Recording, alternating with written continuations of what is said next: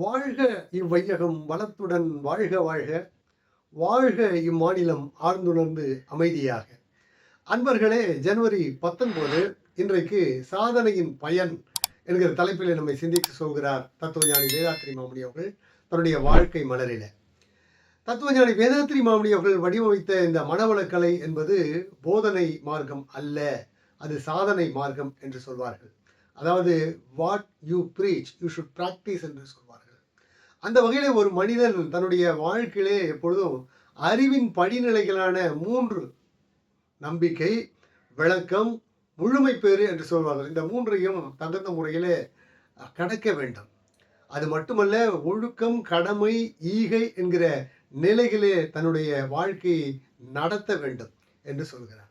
இப்படி நடத்துவதற்கு என்ன வேண்டும் என்று சொன்னால், அருள் தந்தை அவர்கள் சொல்கிறார், முதலிலே உங்களுடைய வாழ்க்கையின் நோக்கம் என்ன, தேவைகள் என்ன, விருப்பங்கள் என்ன என்பதையெல்லாம் பட்டியலிட்டுக் கொள்ள வேண்டும்.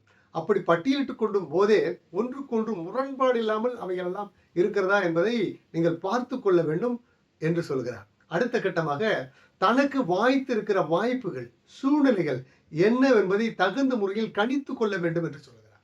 அதற்கு அடுத்தபடியாக என்ன செய்தால் என்ன விளைவு என்பது இயற்கையிலே ஒரு ஒழுங்கமைப்பு இருக்கிறது. அதற்கு செயல் விளைவு தத்துவம் என்று பெயர். அதனை அழகாக அருமையாக புரிந்து கொள்ள வேண்டும் என்று அருள் தந்தை அவர்கள் சொல்கிறார்.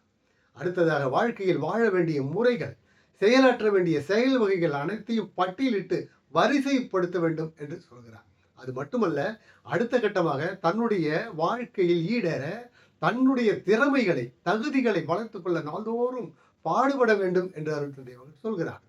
அது மட்டுமல்ல, மனிதர்களை விழிப்போடும் எப்போதும் செயலாற்ற வேண்டும். எப்போதும் விழிப்பு நிலையில் செயலாற்றுவது மிக மிக முக்கியம் என்று சொல்கிறார். அதற்கு அடுத்த கட்டமாக அப்படி செயலாற்றும் போது தினந்தோறும் நம்முடைய செயல்களை, மனத்தை ஆராய்ச்சி செய்கிற அகத்தாய்வை தினந்தோறும் செய்ய வேண்டும் என்று சொல்கிறார். இந்த வகையிலே சாதனை புரிந்தால் சாதிப்பது நிச்சயம் என்று அருள் தந்தை அவர்கள் சொல்கிறார்கள்.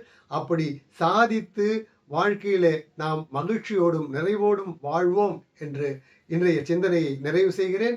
வாழ்க வளமுடன், மகிழ்ச்சி.